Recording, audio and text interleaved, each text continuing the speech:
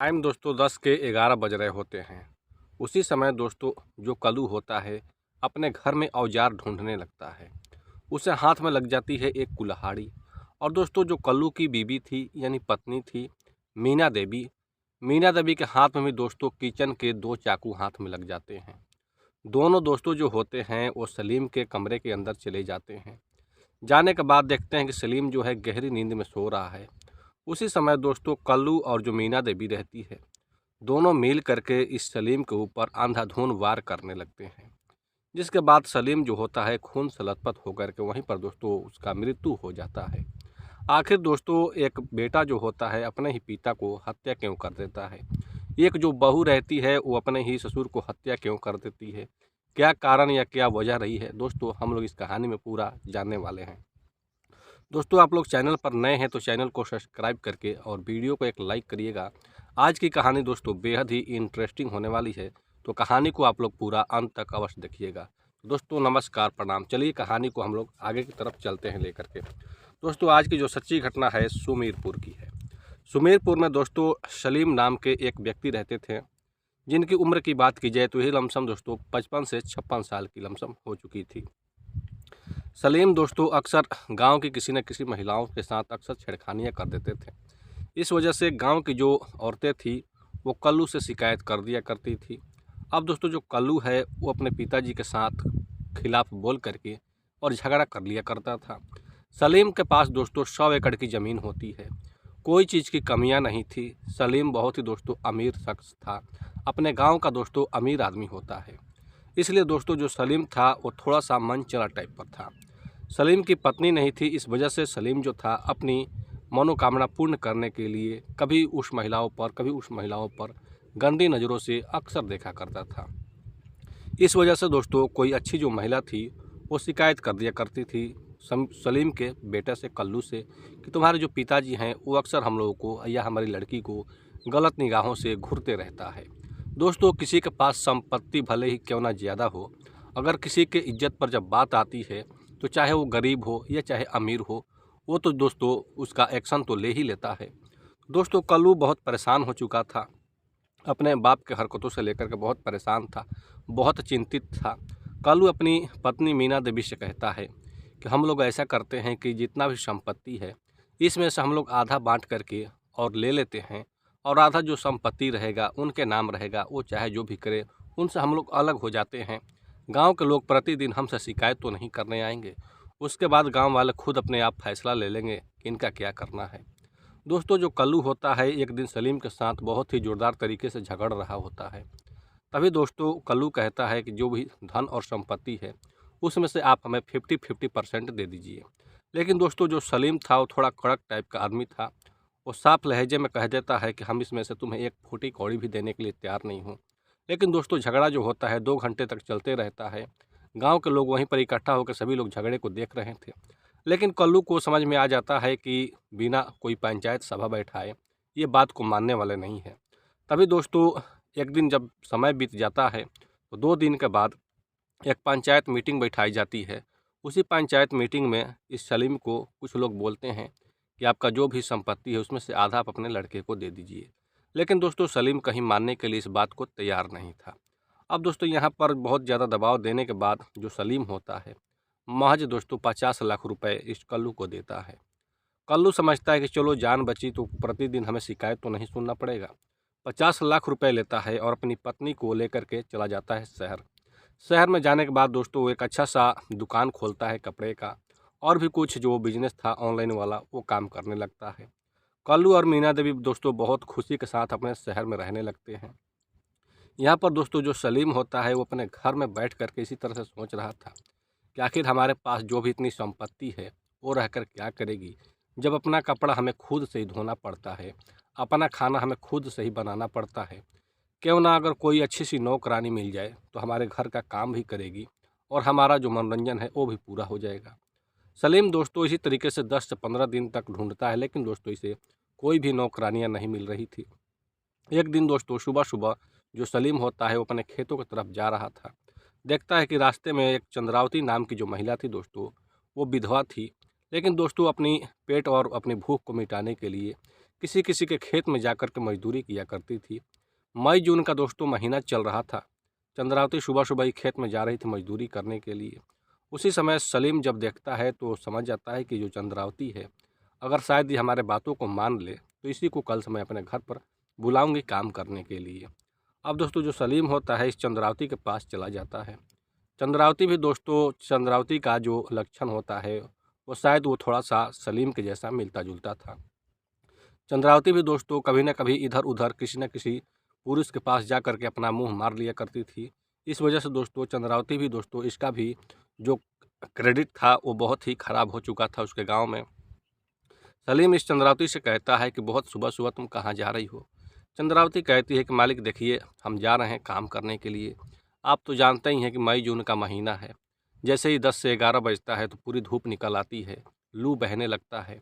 इसलिए मैं चाहती हूँ कि सुबह सुबह जा कर के और जल्द से ही 8 से 9 10 बजे तक अपने घर पर चली जाऊँगी काम करके। लेकिन दोस्तों सलीम कहता है कि देखो चंद्रावती, आज तो तुम काम पर जाओ, लेकिन कल से तुम्हें काम पर नहीं जाना है, क्योंकि कल से तुम्हें हमारे घर पर ही रह कर के काम करना है। हमारे कुछ थोड़ा सा कपड़े धोना है, खाना बनाना है, झाड़ू लगाना है, और तुम जो मांगोगी उतना मैं पैसा तुम्हें दे दूंगा प्रतिदिन का। चंद्रावती कहती है कि मालिक देखिए, 100 रुपये से तो खेत में जाकर कमा ही लेती हूँ। अब दोस्तों यहाँ पर सलीम जो होता है वो कहता है कि हम तुम्हें एक दिन का 200 रुपये देंगे। अब इसमें दोस्तों चंद्रावती जो रहती है थोड़ी सी लालची टाइप की महिला रहती है। अब इसकी बातों को हामी भर देती है और कहती है कि हाँ चलो ठीक है, कोई बात नहीं, कल से मैं आपके घर पर आऊँगी काम करने के लिए। अब दोस्तों सलीम भी बेहद खुश हो जाता है, क्योंकि दोस्तों जो चंद्रावती थी, चंद्रावती के भी दोस्तों जो शारीरिक बनावट थे वो बेहद ही दोस्तों खुलासा दे रहा था, क्योंकि जो सलीम था उसके ऊपर बिल्कुल ही दोस्तों मोहित था। अब जैसे ही दोस्तों सुबह होता है तो जो सलीम था वो अपने बरामदे में बैठ करके दोस्तों चाय पी रहा था। उसी समय चंद्रावती जो होती है सलीम के घर पर चली जाती है काम करने के लिए। सलीम दोस्तों इस चंद्रावती को सारे जो काम होता है उसे समझा देता है। समझाने के बाद दोस्तों सलीम अपने खेतों की तरफ घूमने चला जाता है। जब घूमने जाता है खेतों की तरफ तो वो अपने माइंड में सोचता है कि क्यों ना आज चंद्रावती के साथ अपनी प्रोग्राम किया जाए। हमें प्रोग्राम किए हुए भी बहुत दिन हो चुका है। सलीम दोस्तों अपने खेत की तरफ से जब घूम करके आता है तो देखता है कि जो चंद्रावती है वो नल पर दोस्तों कपड़े धो रही थी। उसके साड़ी के पल्लू जो थे वो नीचे गिरे हुए थे। अब सलीम दोस्तों वहीं बरामदे में कुर्सी लगा करके बैठ जाता है और चंद्रावती को गलत निगाहों से घूरने लगता है।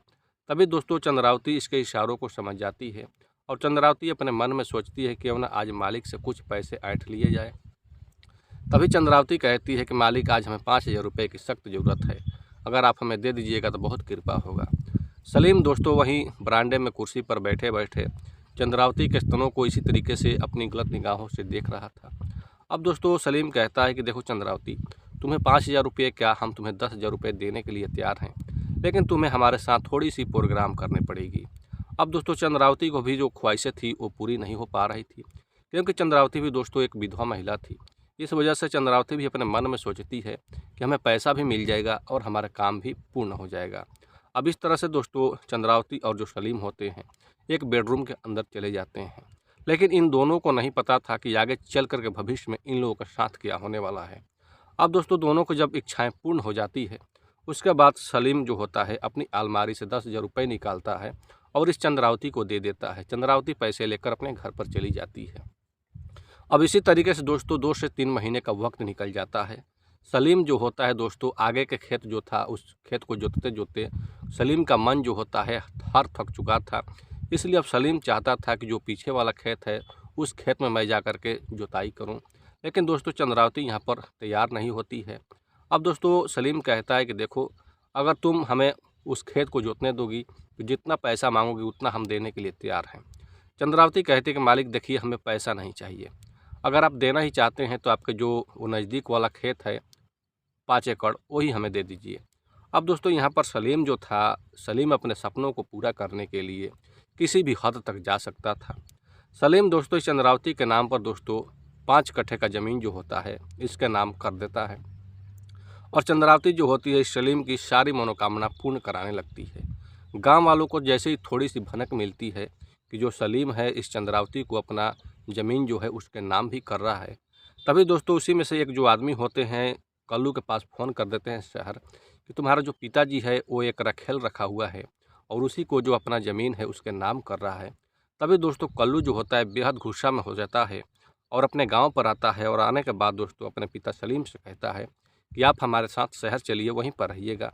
लेकिन दोस्तों सलीम जाने के लिए तैयार नहीं होता है। कल्लू बहुत रिक्वेस्ट करता है, तब जाकर के सलीम कहीं इस बात को मान पाता है और अपने बेटे के साथ शहर तो चला जाता है।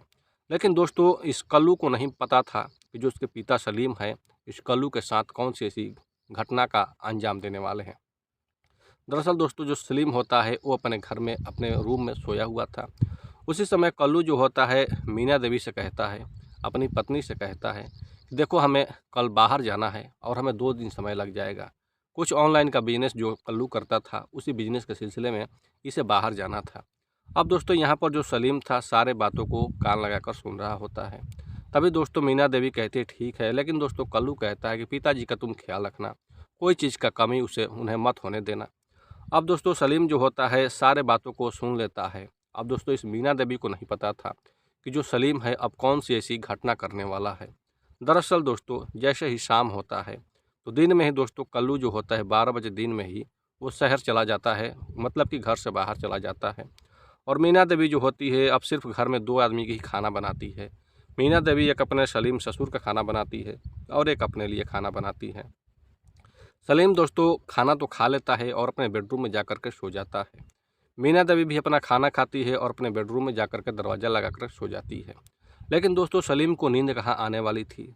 सलीम के शरीर में ऐसे मानो कि कीड़ा जैसे काट रहा हो। सलीम दोस्तों 11 बजे रात के समय उठता है और जा कर के मीना देवी के जो दरवाजे हैं उसे बजाने लगता है। मीना देवी बेहद घबरा जाती है कि आखिर हमारा दरवाज़ा कौन बजा रहा है। मीना देवी दोस्तों जैसे ही उठ करके दरवाज़ा खोलती है तो देखती है कि सलीम उसके दरवाजे पर ही खड़ा है। तभी दोस्तों सलीम कहता है कि बहू हमें ज़ोर से प्यास लगी है, एक गिलास थोड़ा हमारे लिए तुम पानी ला दो। अब दोस्तों यहाँ पर जो मीना देवी रहती है वो चली जाती है पानी लाने के लिए। सलीम दोस्तों जो होता है वहीं बगल पर एक टेबल पर एक चाकू रखा हुआ था, उस चाकू को उठा लेता है। जैसे ही मीना देवी एक गिलास पानी लेकर के आती है तो सलीम दोस्तों उस चाकू को उसके गर्दन पर रख देता है और कहता है कि मैं जैसे जैसा करता हूँ हमें करने दो, वरना इस चाकू से हम तुम्हारा अभी कभी इस गला को रेत दूंगा। दोस्तों यहाँ पर मीना देवी जो रहती है बेहद डर जाती है और जो सलीम होता है अपनी काम जो है स्टार्ट कर देता है। काम स्टार्ट करने के बाद दोस्तों मीना देवी काफ़ी विरोध करती है, लेकिन दोस्तों सलीम जो है वो मानने के लिए तैयार नहीं होता है। जैसे ही सलीम का काम तमाम हो जाता है तो आकर के अपने बेडरूम में सो जाता है। और दोस्तों यहाँ जो जो मीना देवी रहती है, इस मीना देवी को सलीम चेतावनी भी दे दिया था कि अगर ये जो बात है तुम किसी ने किसी शेयर किया या हमारे लड़के से बताई तो समझ लो कि मैं अपने लड़कों को भी हत्या कर दूंगा और तुम्हारा भी मैं हत्या कर दूंगा। इसलिए मीना देवी बेहद डर जाती है और कुछ अपने पति से नहीं बताती है। सोचती है कि अगर मैं ये बात को बताती हूँ तो शायद जो सलीम है हमारे पति को हत्या कर देगा या फिर हमें हत्या कर देगा। इस वजह से दोस्तों मीना देवी जो रहती है वो चुप ही रह जाती है। अब जैसे ही दोस्तों सुबह होता है तो मीना देवी फिर से अपने दिनचर्या के कामों में लग जाती है, घर गृहस्थी के कामों में लग जाती है। जो सलीम था वो भी दोस्तों अपने कुछ वहीं पर स्नान करने लगता है, इधर उधर काम करने लगता है। लेकिन दोस्तों इस मीना देवी को नहीं पता था, मीना देवी तो सोच रही थी कि चलो एक बार जो सलीम है उसने तो गलती कर दिया, शायद वो दोबारा अब काम ऐसा कभी नहीं करेंगे।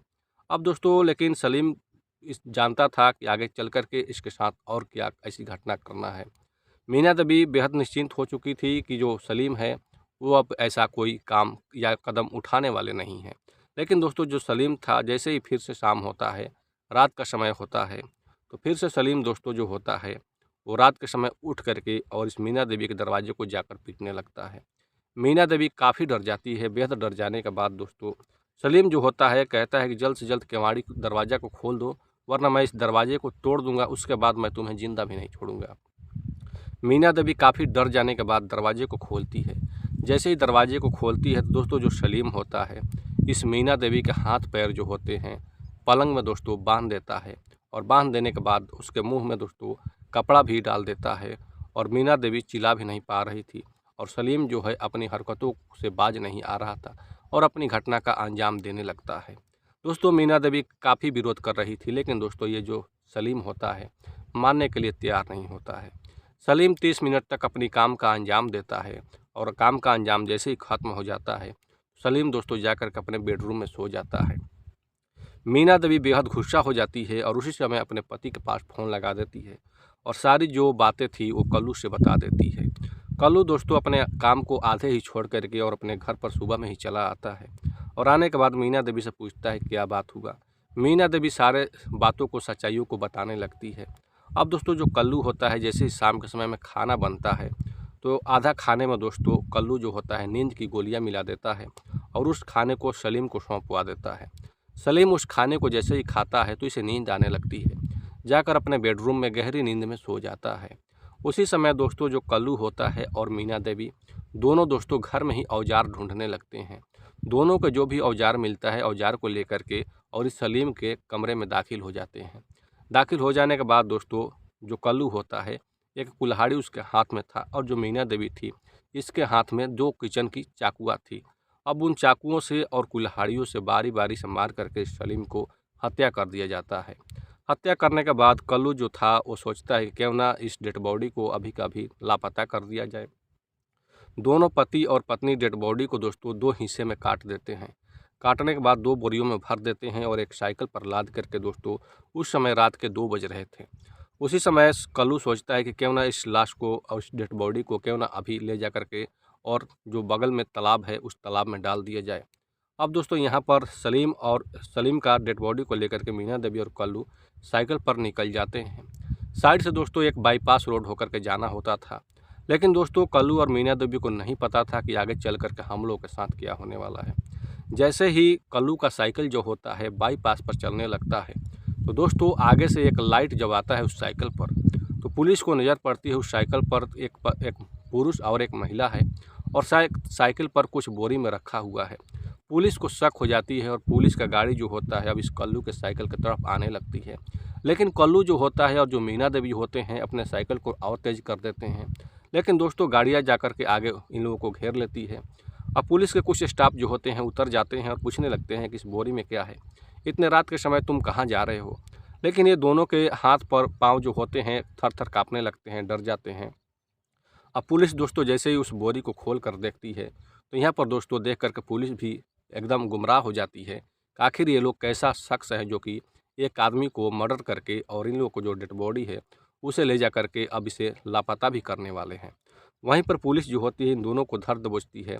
तब जा कर के मीना देवी जो होती है अपने सारे बयान में इस पुलिस को बताने लगती है। पुलिस कहती है कि अगर आपके साथ कुछ ऐसा हुआ था तो आप थाने पर भी आकर के FIR कर सकती थी, लेकिन आपने ऐसा क्यों नहीं किया, आपने सीधे हत्या क्यों कर दी। इन लोगों के खिलाफ दोस्तों मुकदमा दर्ज हो जाता है। भविष्य में छिपा है दोस्तों कि इस मीना देवी को और इस कल्लू को कौन सी सज़ा मिलने वाली है। तो दोस्तों आप लोग कमेंट सेक्शन में अपनी राय अवश्य रखिएगा। मीना देवी ने जो किया क्या वो सही किया, या फिर कल्लू ने जो किया वो सही किया, या फिर सलीम जो कर रहा था वो सही कर रहा था। आप लोगों की राय हमेशा दोस्तों आप लोग कमेंट बॉक्स में अपनी अवश्य रखिएगा। दोस्तों इस कहानी को आप लोग जहाँ से भी देख रहे हैं अपने गांव अपने सिटी का नाम अवश्य कमेंट सेक्शन में लिखिएगा। दोस्तों आप लोग चैनल पर नए हैं तो चैनल को सब्सक्राइब कर लीजिए और वीडियो को एक लाइक अवश्य कर दीजिएगा। दोस्तों आप लोग स्टोरी देखते हैं और देख कर चले जाते हैं, वीडियो को मात्र एक लाइक भी नहीं करते हैं। तो एक लाइक आपका दोस्तों हमारे लिए बहुत ही मायने रखता है। तो मिलते हैं फिर से नेक्स्ट स्टोरी में। बहुत बहुत धन्यवाद।